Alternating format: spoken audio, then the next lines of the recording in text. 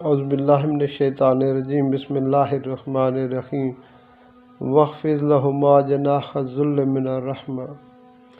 میرے پیارو، اللہ سبحانہ و تعالیٰ فرماتے ہیں کہ اپنے والدین کے ساتھ یوں سلوک کرو جیسے ایک پرندہ اپنے پروں سے اپنے بچوں پر سایہ کیے رہتا ہے۔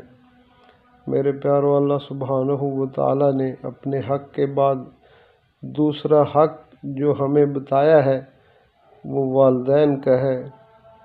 اللہ سبحانہ و تعالیٰ نے جن کو اس نعمت سے نواز رکھا ہے وہ اس سے بھرپور فائدہ اٹھائیں اور کبھی حرف شکایت والدین کے سامنے اپنی زبان پر نہ لائیں۔ اللہ سبحانہ و تعالیٰ نے ہمارے لیے بخشش کا بہت بڑا سامان اس میں رکھا ہے۔ اللہ اس کے سمجھ کی توفیق عطا فرمائے، آمین۔